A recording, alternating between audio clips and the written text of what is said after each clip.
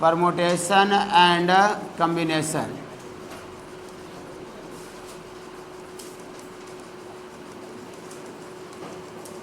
Permutation and combination, ये बाबू algebra का chapter है और मोस्ट इंपॉर्टेंट चैप्टर है।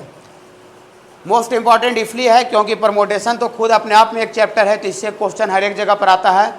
और पूरा हम लोग प्रोबेबिलिटी पढ़ेंगे, 12th में पढ़ना है प्रोबेबिलिटी चैप्टर, तो पूरे प्रोबेबिलिटी में परमुटेशन का पूरा कंप्लीट हो जाएगा। और इसके बाद जो चैप्टर हम लोग पढ़ेंगे अलजेब्रा का बाइनोमियल थ्योरम, तो बाइनोमियल थ्योरम में भी बाबू पूरा का पूरा कंप्लीट परमुटेशन का यूज आएगा। मतलब बाइनोमियल में भी परमुटेशन का यूज है, 12th में चैप्टर पढ़ना है प्रोबेबिलिटी, उसमें भी यूज आपको है परमुटेशन का, और खुद अपने आप में परमुटेशन चैप्टर है, ठीक है। तो ये काफ़ी इंपॉर्टेंट चैप्टर है, माने ये एक अगर आपको छूट गया ये तो फिर समझ में नहीं आया, चाहे नहीं पढ़े, तो आने वाला जो 2 चैप्टर आपको जो बहुत बड़ा चैप्टर, माने बाइनोमियल तो बहुत इंपॉर्टेंट है और प्रोबेबिलिटी तो खैर बहुत मोस्ट इंपॉर्टेंट है। एनडीए में अकेले 12 क्वेश्चन खाली प्रोबेबिलिटी का आता है, और बोर्ड में अकेले 12 नंबर, बोर्ड में भी आपको 12 नंबर का प्रोबेबिलिटी से आता है। और प्रोबेबिलिटी जो है और अदर कोई भी एग्जाम दीजिएगा, मतलब इस पाथ से ट्रैक से हट करके जनरल जो कंपटीशन होता है, जनरल कंपटीशन, ठीक है, उसमें भी प्रोबेबिलिटी पूछा जाता है। प्रोबेबिलिटी ऐसा टॉपिक है, समझ रहे ना। तो चलिए देखिए, चैप्टर का नाम है परमुटेशन एंड कम्बिनेशन। तो सबसे पहले हम लोग परमुटेशन लिखा हुआ है तो परमुटेशन का मतलब समझते हैं कि क्या होता है, और फिर कम्बिनेशन लिखा हुआ है तो कम्बिनेशन का मतलब समझेंगे कि कम्बिनेशन का मतलब क्या होता है। चैप्टर का आगे हेडिंग क्लियर करेंगे। ओके, 1 मिनट और बताते हैं।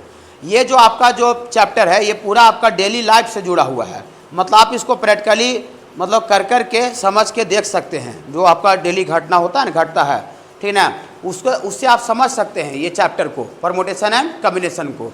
तो चलिए, परमुटेशन का बाबू मतलब होता है, परमुटेशन का मतलब यहाँ लिखते हैं, परमुटेशन मीन्स, परमुटेशन मीन्स आपका बाबू अरेंजमेंट होता है। Permutation means arrangement. और इसके बाद बाबू आपको कम्बिनेशन लिखा हुआ है, कम्बिनेशन।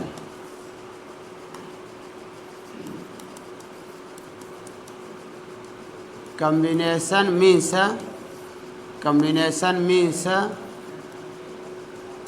कम्बिनेशन मीन्स सिलेक्शन होता है। घबराइए नहीं, अभी नहीं लिखिए, सुनिए। देखिए, परमुटेशन का मतलब अरेंजमेंट होता है, अरेंजमेंट का मतलब सजाना होता है, सजाना, ठीक है। अभी हम हिंदी लिखते नहीं, आप इतना दिन से पढ़ रहे हैं, लेकिन इसमें हमको लिखने का आवश्यकता पड़ रहा है, तो हम थोड़ा सा आपको अरेंजमेंट बहुत सा बच्चा नहीं समझते होंगे, लेकिन सजाना बोलेंगे तो थोड़ा सा समझेंगे, वो सजाना। और ये सिलेक्शन का मतलब सारे बच्चे जानते होंगे, चुनना। सिलेक्शन का मतलब होता है चुनना, हिंदी लिखते नहीं है तो थोड़ा सा ये लिखने नहीं आता है, ठीक है, चुनना। देखिए, ये सिलेक्शन का मतलब चुनना होता है और परमुटेशन का मतलब सजाना। मतलब चैप्टर का नाम हुआ सजाना एंड चुनना, सजाना एंड चुनना। बोली क्या चीज़ सजाना, क्या सजाएंगे, ऐसा ही बताते हैं। देखिए, हाँ, जैसे सपोज करते हैं बाबू कि वो बेंच पर 3 बच्चा बैठे हुए हैं पीछे, ठीक ना, हाँ, पीछे 3 बच्चा बैठे हुए हैं, ठीक ना। अब हम बोले कि तीनों बच्चा को हम आगे पीछे करके कितना तरीका से हम सजा सकते हैं, माने कितना तरीका से बैठा सकते हैं। जितना तरीका से हम आगे पीछे करके अरेंज करेंगे, वही अरेंजमेंट माने सजावट, उतना तरीका से हम बच्चा को क्या कर सकते हैं, बैठा सकते हैं। जैसे सपोज करते हैं कि अलग अलग 3 बच्चा का नाम सपोज करते हैं, मैथ का लैंग्वेज में हम ले लेते हैं, ए, बी और सी। ए, बी, सी 3 गो स्टूडेंट है, और इसको कोई बोले कि ए, बी, सी स्टूडेंट को हम एक बेंच पर कितना तरीका से सजा सकते हैं, कितना तरीका से सजा सकते हैं, इसका मतलब कितना तरीका से इसको बैठा सकते हैं बेंच पर। तो कोई ऐसे कहेगा कि आगे ए को बैठा दो, बी, सी ऐसे बैठाएगा, फिर कोई कहेगा बी, ए, सी को बैठा दो, फिर कहेगा सी, ए, बी को बैठा दो। सब तो बेंच पे बैठ रहा है, लेकिन आगे पीछे करके मैंने अलग अलग तरीका है, सबको बैठाने का जो तरीका है सब क्या है बाबू, अलग अलग तरीका, डिफरेंट है। तो इस तरह से अभी और होगा, इसको हम डिटेल्स अभी लिखेंगे, ठीक ना। तो मतलब यही आपका जो सजाने का जो काम कर रहे हैं ना, कि आगे पीछे करके कितना तरीका से अरेंज कर रहे हैं, वही अरेंजमेंट ही परमुटेशन कहलाता है। वही अरेंजमेंट ही क्या कहलाता है बाबू, परमुटेशन। मतलब हम कितना नंबर ऑफ थिंग्स को, 4 थिंग्स को, 5 थिंग्स को, 10 थिंग्स कितना भी रह सकता है, उसको हम कितना तरीका से एक रो में आगे पीछे करके हम सजा सकते हैं, अरेंज कर सकते हैं, वही काम परमुटेशन कहलाता है। ओके, इंट्रोडक्शन दे रहे हैं, अभी टॉपिक पर नहीं आए हैं। बोली सर तो सजाना का मतलब तो सर हम पहले भी जानते थे और अभी आप बता दी सर कि कोई भी थिंग्स को हम आगे पीछे करके रो में कितना तरीके से रख सकते हैं, सजा सकते हैं, वही चीज़ परमुटेशन कहलाता है। लेकिन बोलिएगा कि सर फिर वो कम्बिनेशन का मतलब क्या है? कम्बिनेशन, तो कम्बिनेशन का मतलब होता है सिलेक्शन। सिलेक्शन मतलब चुनना, ठीक है ना। बोलते हैं कि अरे यार हम सेलेक्ट नहीं हुए जी, एग्ज़ाम दिए थे नया सिलेक्शन हुआ मेरा, मैंने हम नहीं चुना है, हम चुने हुए नहीं गए। नहीं, सिलेक्शन बहुत कॉमन वर्ड है, ठीक है। प्रमोटेशन कॉमन वर्ड नहीं था, लेकिन सिलेक्शन बहुत कॉमन वर्ड है। सिलेक्शन सारा आदमी यूज करता है समाज में, ठीक है ना। हाँ, तो सिलेक्शन का मतलब चुनना होता है। बोली सर तो यहाँ पर थोड़ा सा समझाइए तो क्या रहेगा इस चैप्टर में चुनने के लिए। जैसे सपोज करते हैं इसमें आपका 20 बच्चा बैठे हुए हैं।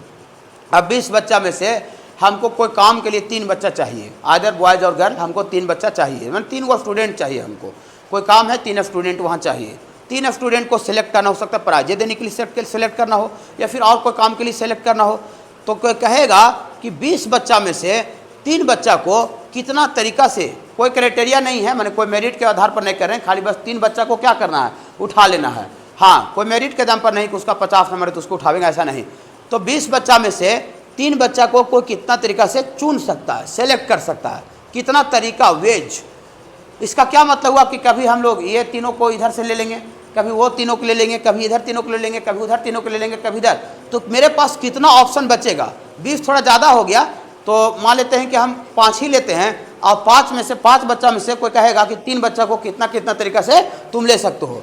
मैंने जो चुनने का जो कम्बिनेशन बनाना है वो आपको अलग अलग बनना चाहिए, कभी ये तीनों बच्चा, कभी वो तीनों बच्चा, कभी ये तीनों के साथ, ठीक है। तो 5 बच्चा में से कितना बच्चा को हम चुन सकते हैं, सेलेक्ट कर सकते हैं, वही जो सिलेक्शन है वही आपका कम्बिनेशन कहलाता है। वही सिलेक्शन क्या कहलाता है बाबू? कम्बिनेशन। और जो सजाने का जो काम होता है वो परमुटेशन कहलाता है। तो हम लोग ये पूरे चैप्टर में हम लोग थिंग्स को, अलग अलग ऑब्जेक्ट को हम लोग सजाने का काम करेंगे, आगे पीछे सजाने का, चाहे बेंच में सजाना हो, रो में सजाना हो, चाहे कहीं बैठाना हो, और फिर हम लोग चुनने का काम करेंगे।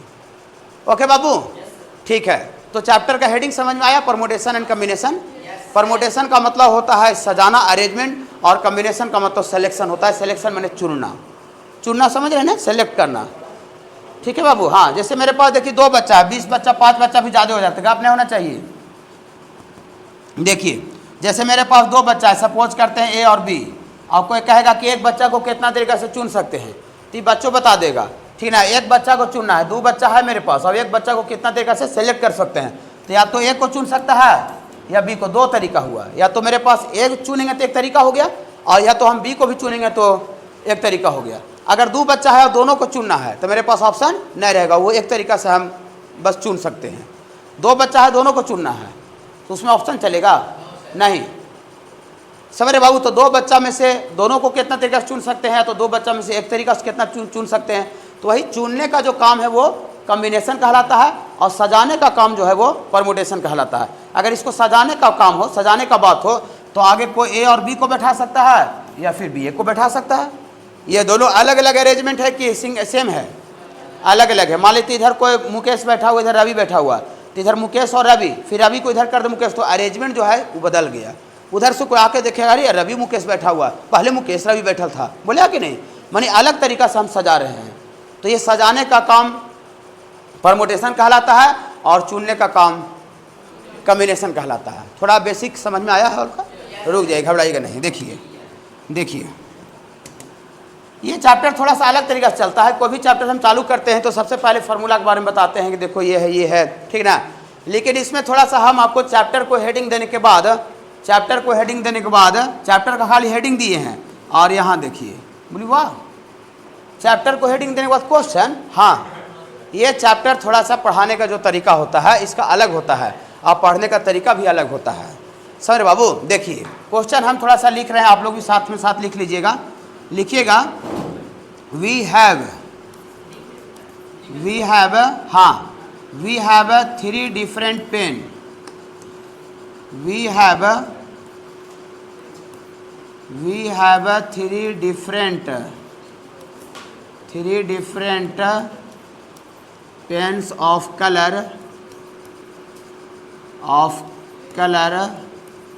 रेड को हम लोग कैपिटल R बोल रहे हैं, और ये ब्लैक को कैपिटल B बोल रहे हैं, एंड ग्रीन को हम लोग कैपिटल G बोल रहे हैं। Then find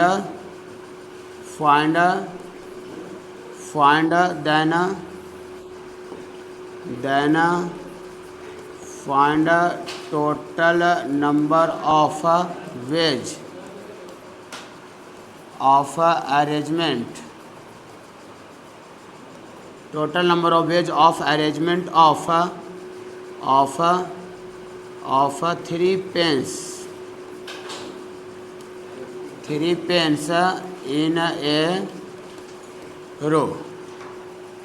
In a row, we have 3 different pens of color red, black and green. Then find total number of wedge of arrangement of 3 pens in a row. We have 3 different pens of color red, black and green. Then find total number of wedge of arrangement of 3 pens in a row.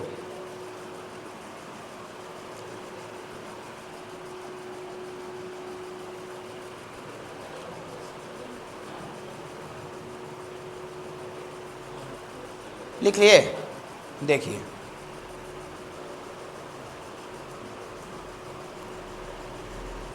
ये जो question लिखे हैं बाबू, उसमें क्या कह रहा है कि हम लोग के पास 3 गो अलग अलग कलर का पेन है। ये ब्लैक कलर है और एक और ग्रीन कलर का पेन यहाँ है नहीं और रेड भी नहीं है। तो समझिए आप लोग, इमेजिन कर लीजिए है ग्रीन कलर, छोड़िए।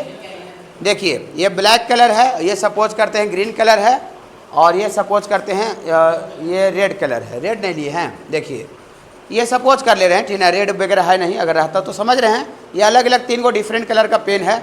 ये सपोज करते हैं, ये तो वाइट दिख रहा है लेकिन सपोज करते हैं रेड है, ठीक है। हाँ रेड है, देखिए ग्रीन भी है क्या, येलो भी लिख सकते थे लेकिन हमको पता नहीं था कि कौन पेन आपके पास है। ऐसे तो मेरे पास वाइट भी था। हाँ लाइए, ठीक है, चलिए अब हो गया। देखिए अब आपको कोई कन्फ्यूजन सपोज उपोज नहीं करना पड़ेगा।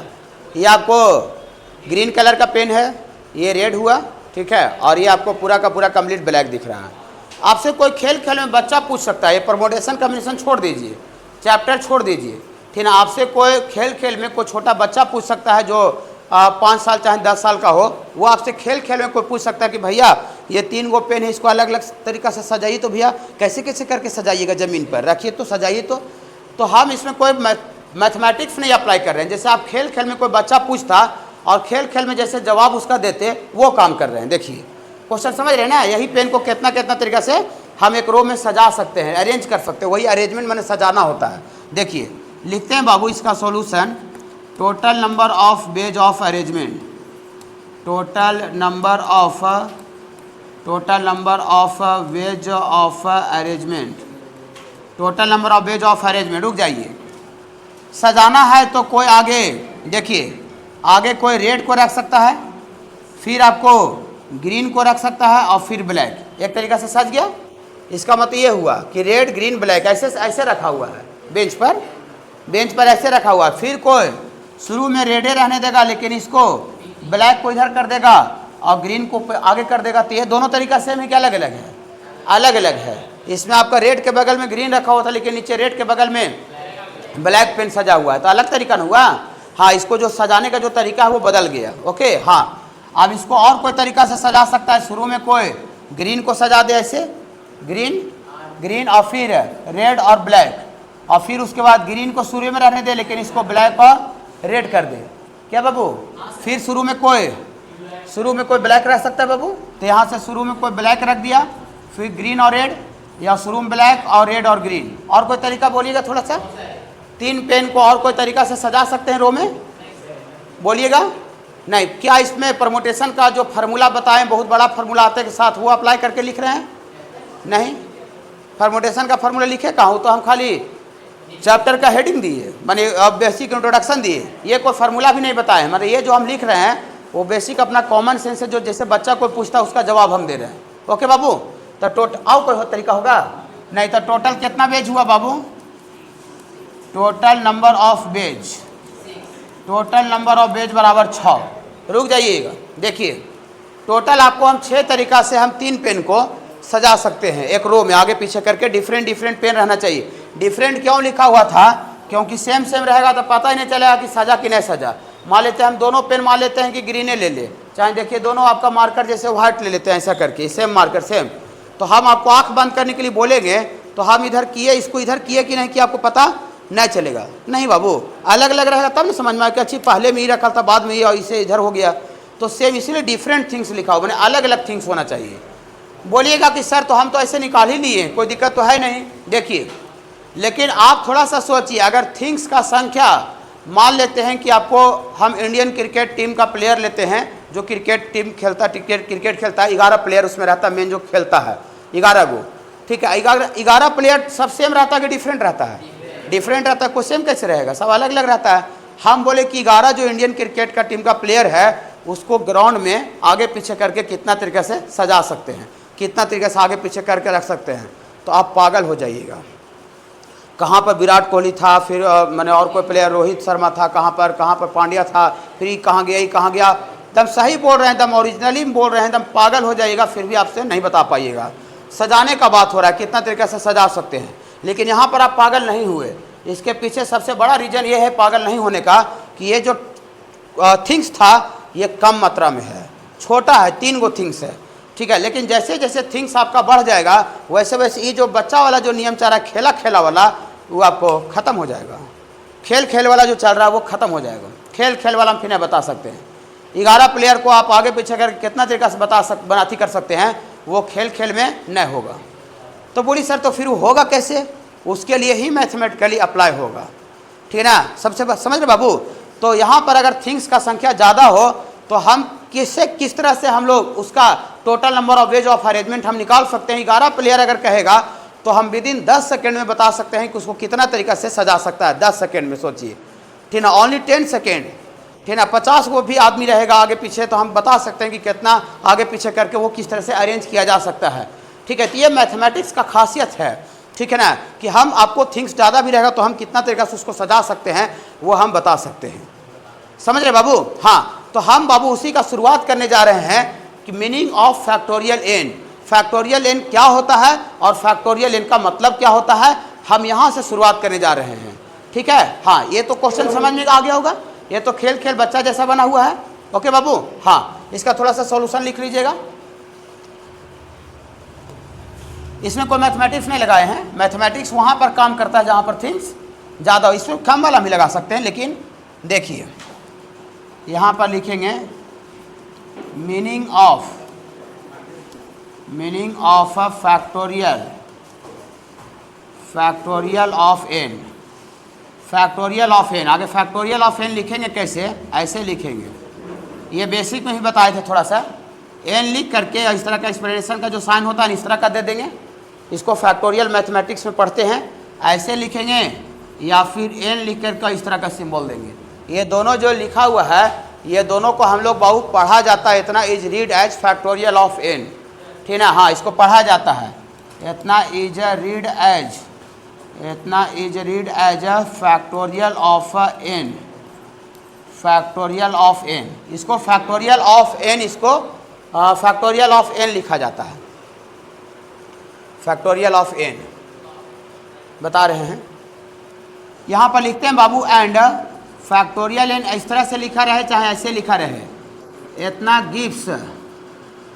गिव्स फैक्टोरियल एन देता है, ठीक है बाबू। फैक्टोरियल एन देता है, यहाँ देखिए गाड़ी आ रहा है, नंबर पूरे लिख देते हैं, number of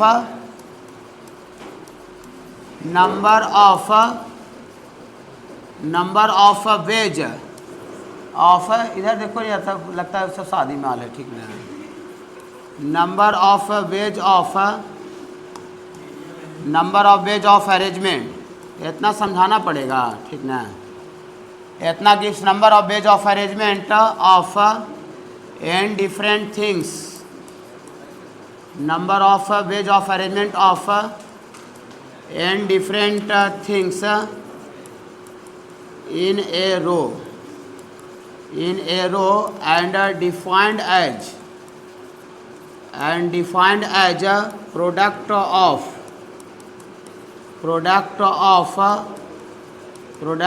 first n natural number product of first n natural number, product of first n natural number. देखिए घबराई नहीं, ये जो फैक्टोरियल एन ऐसे जो लिखा हुआ वो देता है, गिफ्ट मतलब देना होता है, ठीक ना। क्या देता है, देखिए क्या देता है, गिफ्ट नंबर ऑफ वेज, तरीका होता है, वेज मतलब तरीका, ठीक बाबू था। किसका तरीका देता है, ऑफ अरेंजमेंट, अरेंजमेंट का मतलब परमुटेशन, आते के साथ बताए मैंने, और उसी को हम हिंदी में बोले सजाना, हिंदी भी लिख दिए थे सजाना, और परमुटेशन का मतलब ही अरेंजमेंट होता है, उसको हिंदी में सजाना बोलते हैं, मैंने सजाने का तरीका देता है।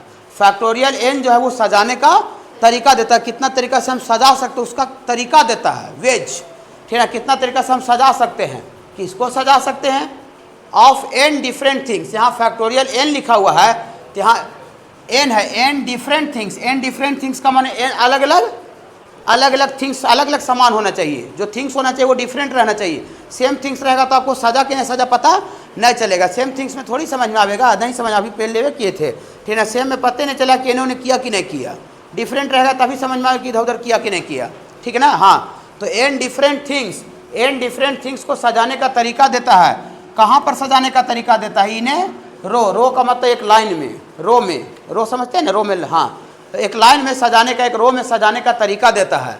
एंड डिफाइंड है, डिफाइंड मतलब इसका वैल्यू को डिफाइंड किया गया है, प्रोडक्ट मतलब गुना ऑफ का first n natural number, n natural number का मतलब का होता है प्रथम एन नेचुरल नंबर का गुना, मतलब फैक्टोरियल एन को डिफाइंड किया गया है, फैक्टोरियल एन का वैल्यू होता है product of first n natural number.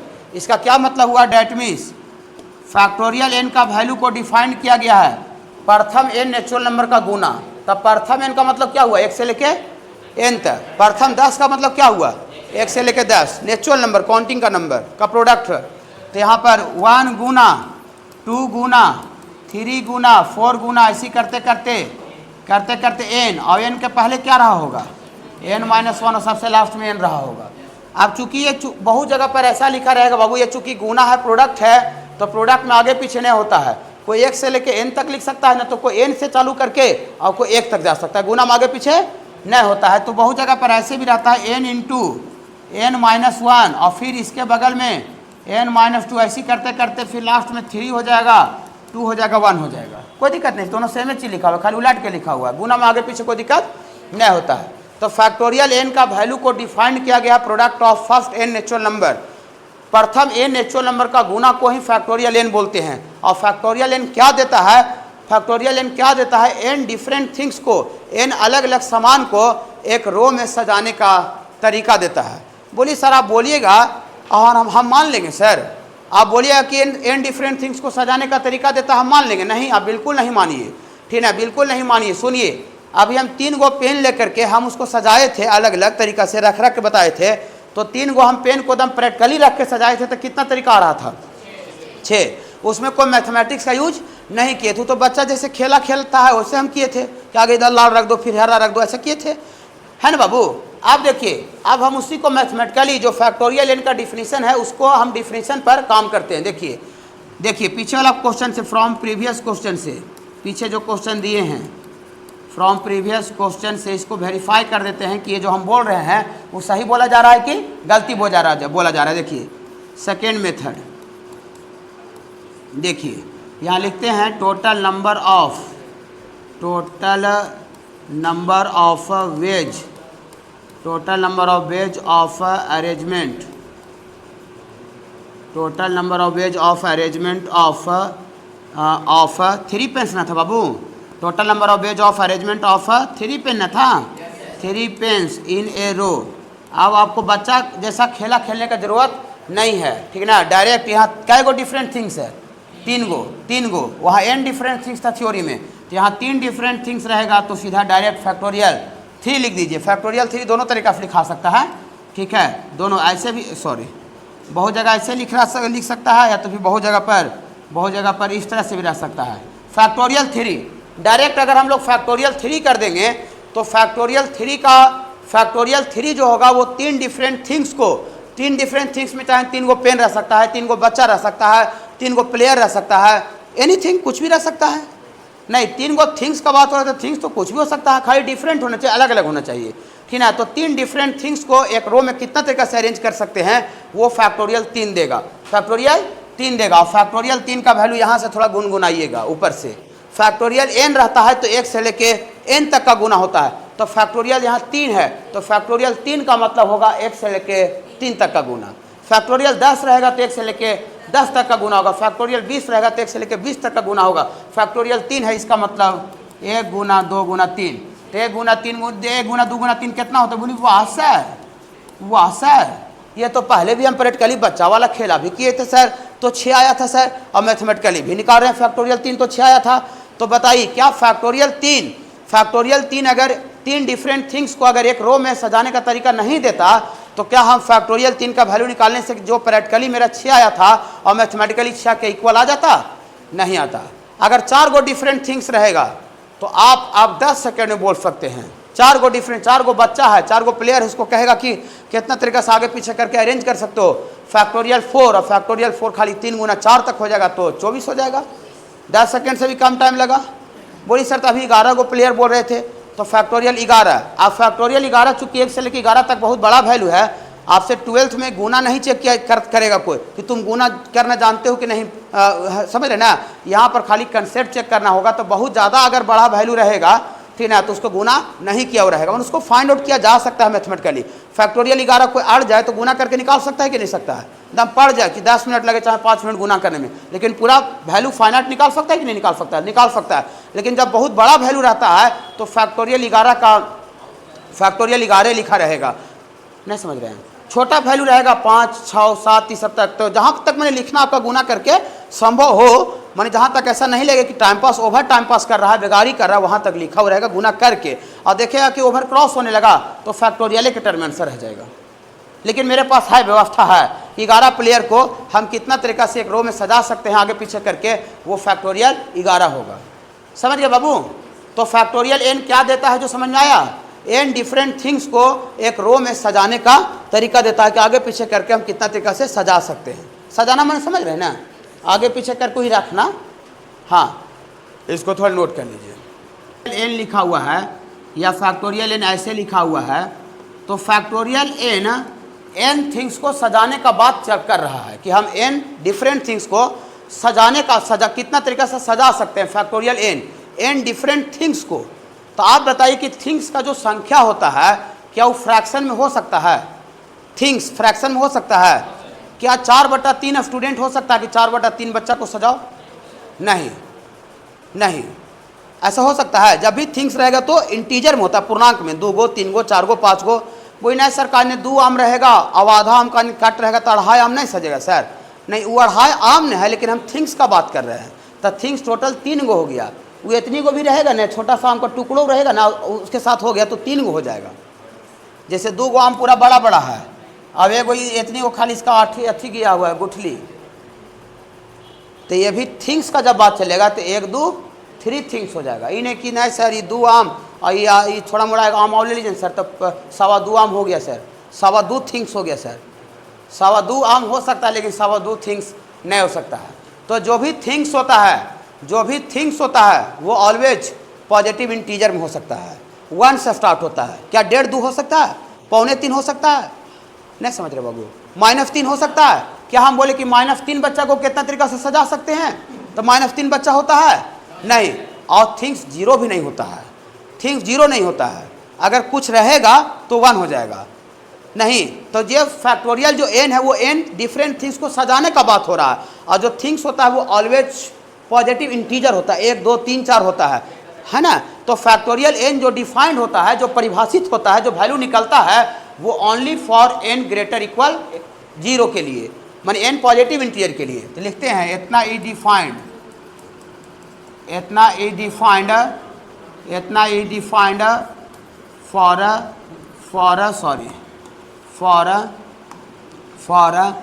n बराबर पॉजिटिव इंटीजर।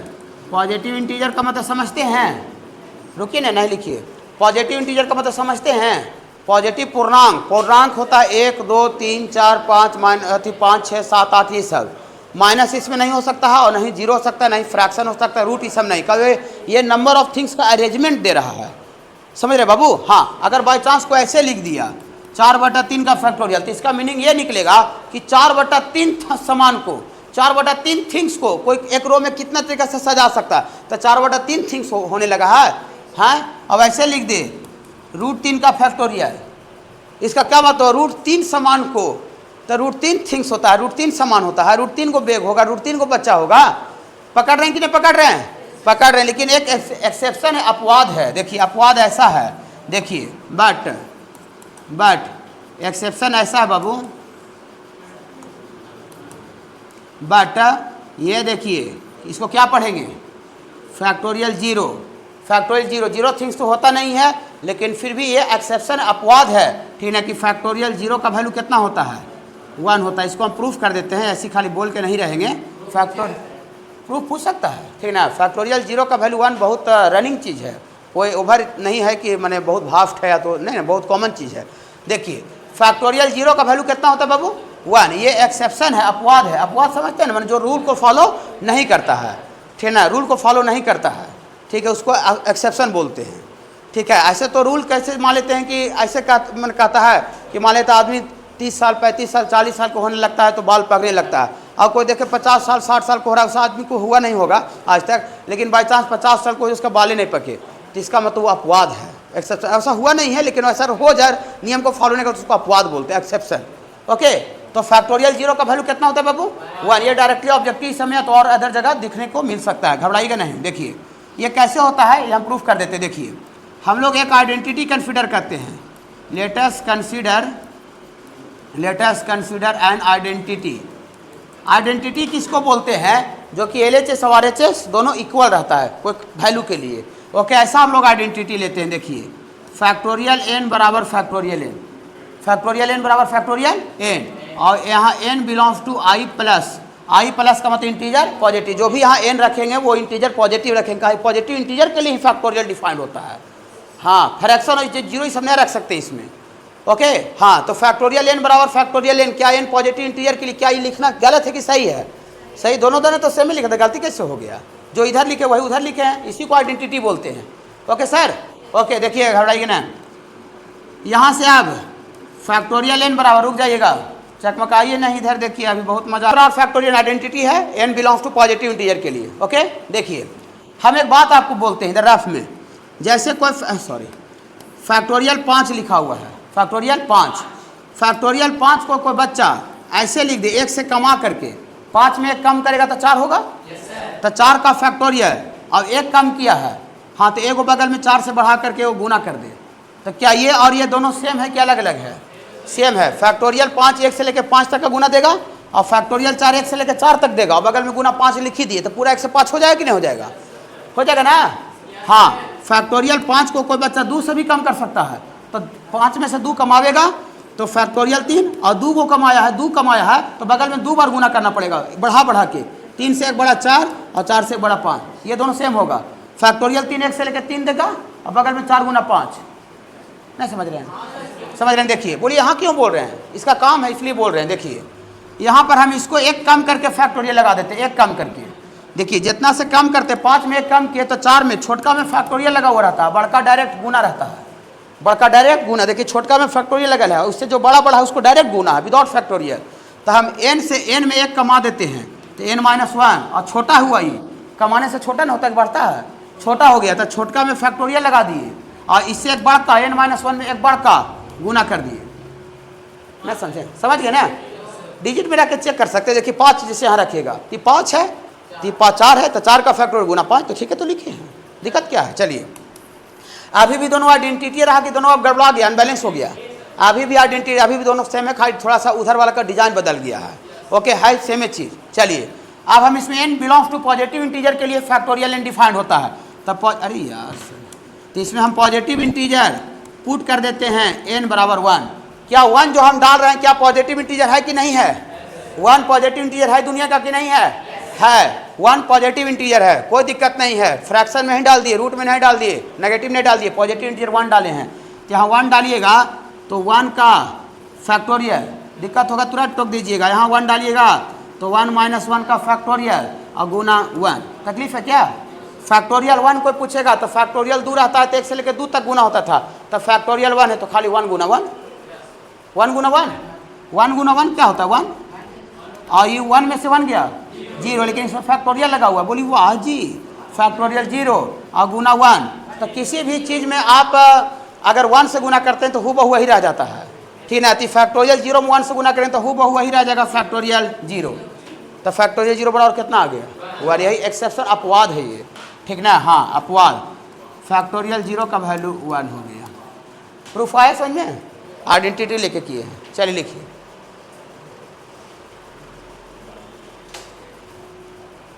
मेहनत से पढ़िए 2 साल। हमको बस मेरा टारगेट ये है, 11-12 पढ़ाना मेरा टारगेट नहीं है कि हम 11-12 पढ़ा दें, आपको बोर्ड में 95 नंबर लगा दें।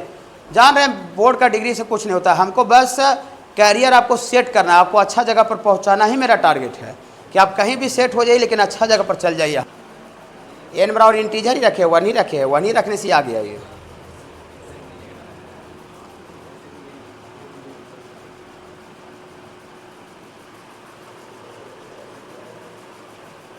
कोई 11th का बेसिक बुक कोई लाए हो क्या, कोई भी यानी किताब? ऑफिस में तो बहुत सा बुक है लेकिन ये लगा हुआ है तो इसको थोड़ा सा उधर जाने का बनेगा नहीं। कोई है आपके पास इधर से? कुछ नहीं है, ठीक है तो ऑफिस लाएंगे थोड़ा देर में। अभी ऑफिस में तो 300 किताब है, देखिए 300 बुक है से आपको बताए, थोड़ा किए, ठीक ना। देखिए, और इसके बाद बाबू हम कम्बिनेशन बताते हैं। Combination,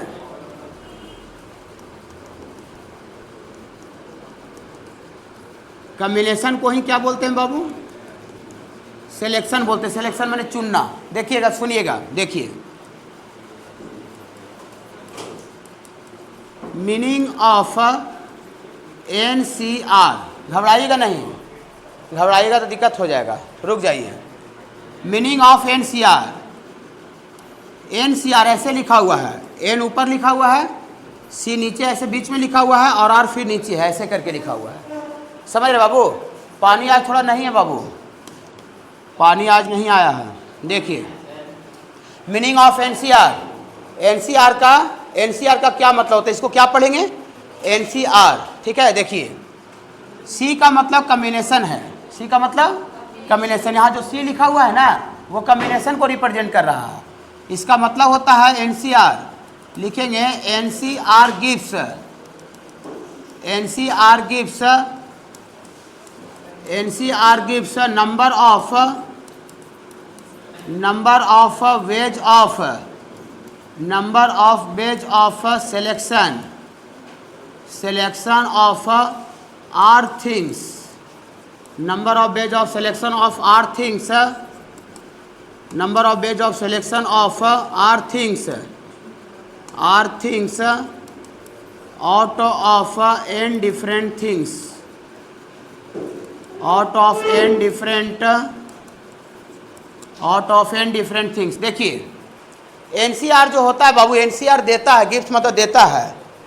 number of veg, veg मतलब तरीका, हाँ। Number of ways of selection, selection मैंने चुनना बताए थे ना, सिलेक्शन का मतलब चुनना। Number of ways of selection of r things, r things को हम कितना तरीका से चुन सकते हैं? Out of n different things, माने n अलग अलग सामान में से, n अलग अलग सामान में से हम आर थिंग्स को कितना तरीका से चुन सकते हैं? n अलग अलग सामान में से आर सामान को कितना तरीका से चुन सकते हैं? बोलिए क्या इसका मतलब? जैसे मान लीजिए देखिए सर 5 बच्चा बैठे हुए हैं, अब हमको कोई बोले कि 5 बच्चा में से हम 2 बच्चा को कितना तरीका से चुन सकते हैं? मैंने कोई मार्क्स वगैरह हाइट उट कुछ नहीं है, मैंने ऐसे खाली चुनना है बच्चा को।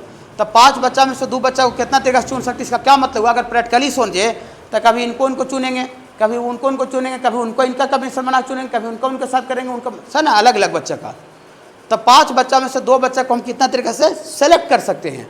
या तो मान लेते हैं मेरे पास, इस सब जीवन में बहुत यूज है, जैसे मान लेते हैं कि ऐसा है कि मेरे पास 50 को प्लेयर का टीम है और उसमें से हमको 5 ही प्लेयर चाहिए। तो कोई बोल सकता है कि अच्छा तुम 50 को प्लेयर, तो 5 प्लेयर को कितना तरीका से तुम सेलेक्ट कर सकते हो? कितना तरीका से तुम्हारे पास ऑप्शन है चुनने का, कितना आपके पास अपॉर्चुनिटी है, समझ रहे ना? हाँ, तो ये हम कम्बिनेशन NCR के माध्यम से क्या कर सकते हैं, बता सकते हैं। अब NCR का वैल्यू होता है एंड NCR बराबर, NCR का जो वैल्यू होता है ऐसा होता है फैक्टोरियल n बटा ये n माइनस आर का फैक्टोरियल, फैक्टोरियल अभी समझा दिए ना। हाँ, अब इतना गुना r का फैक्टोरियल, ये NCR का ये बाबू वैल्यू होता है। NCR का फॉर्मूला होता है फैक्टोरियल n बटा n माइनस आर का फैक्टोरियल गुना r का फैक्टोरियल। ओके, रुक जाइए, सब इधर सुनिए, नहीं लिखे, रुकिए ना, देखिए। बोली सर ये सर इसमें कुछ थोड़ा क्लियरिटी नहीं आ रहा है सर, फैक्टोरियल n तो पूरा क्लियर हो गया, प्रैक्टिकली भी दिखा दिए सर ना, उसमें क्लियर हो गया सर कि कितना सब कैसे सजा सकते हैं। सजाने का काम कर रहा था, ये किसका काम कर रहा है? ये काम कर रहा है चुनने का, सजाना चुनना, समझ। चैप्टर का नाम है सजाना एंड चुनना, तो सजाने का काम करता है फैक्टोरियल n और चुनने का काम करता है कम्बिनेशन NCR। NCR का मतलब n समान में से r समान को कितना तरीके से सेलेक्ट कर सकते हैं, चुन सकते हैं। ओके, देखिए देखिए लिखते हैं कि ये find the number of, find the total number of veg, find the total number of, find the total number of ways of selection of two students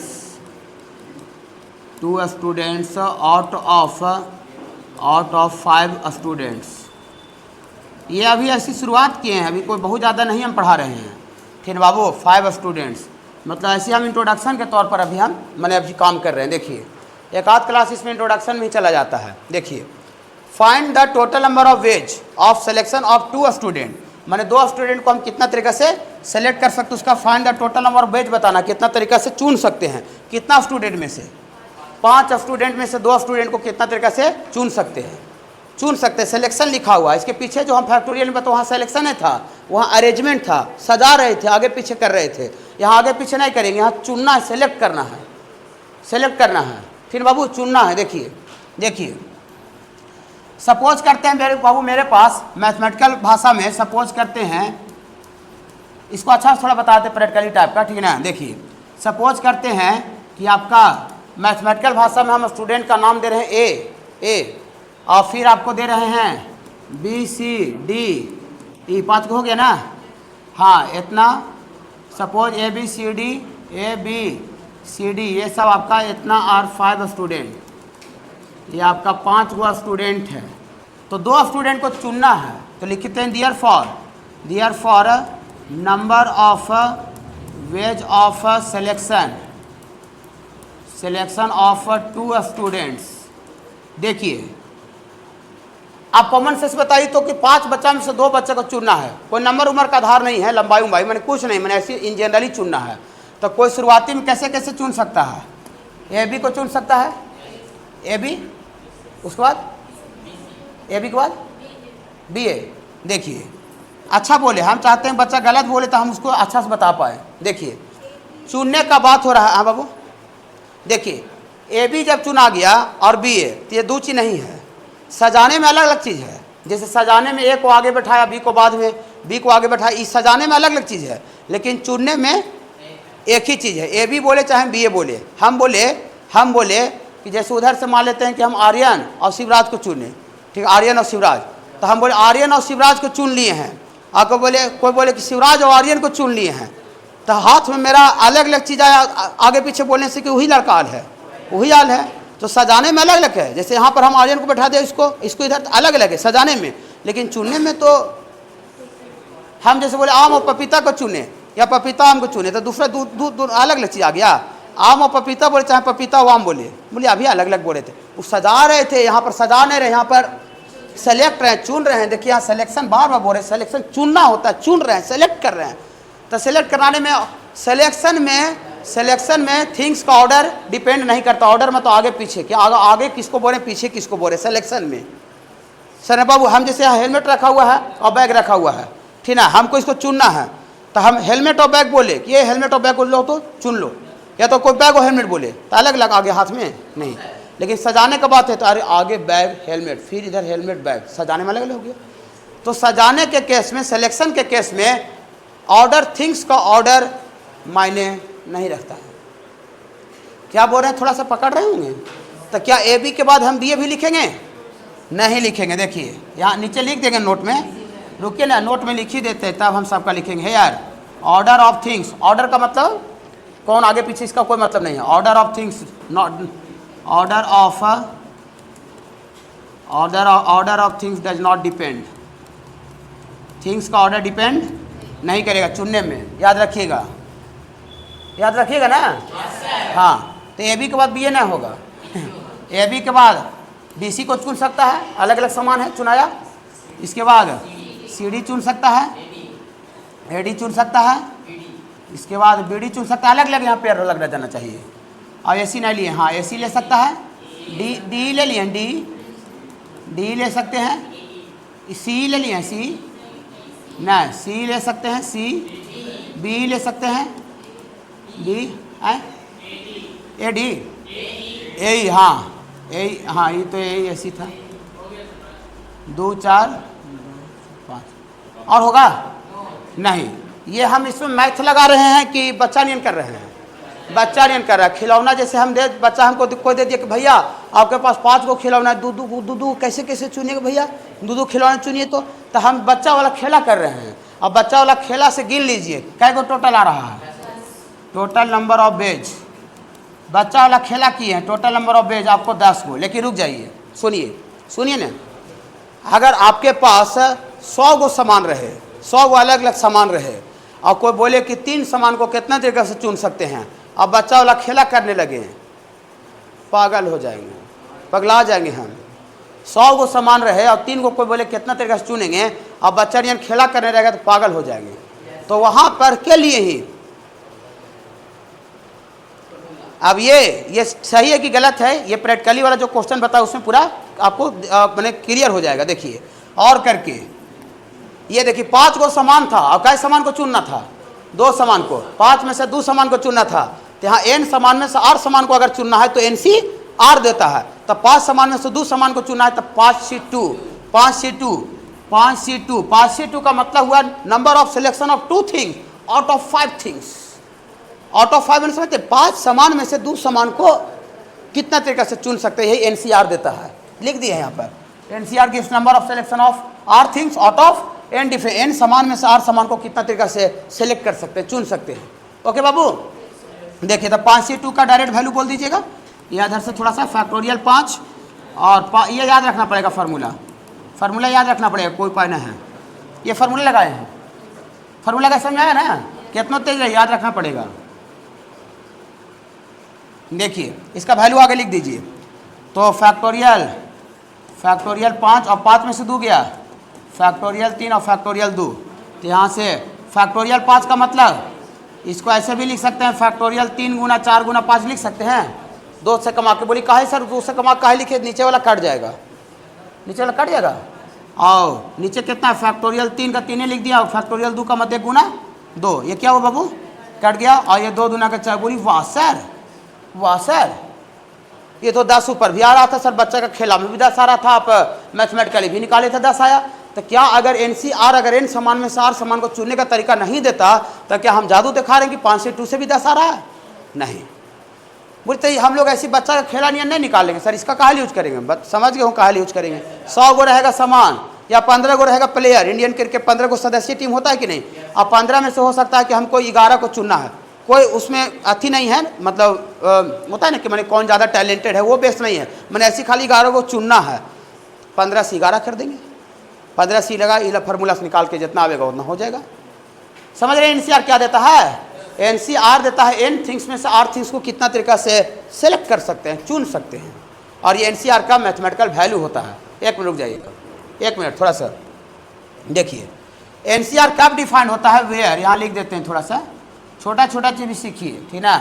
ये सब का पूरा कैलकुलस में भी आएगा ये सब। देखिए NCR कब डिफाइन होता है, वेयर n जो नंबर ऑफ थिंग्स है सामान, वो आपको ग्रेटर इक्वल क्या रहना चाहिए, R रहना चाहिए। n जो है वो ग्रेटर इक्वल R रहना चाहिए, और साथ ही साथ n और जो R है वो बिलोंग्स टू I प्लस होना चाहिए। R 0 भी हो सकता है, ठीक ना, R 0 भी हो सकता है। रुकिए बताएंगे, घबराइए ना, 1 मिनट।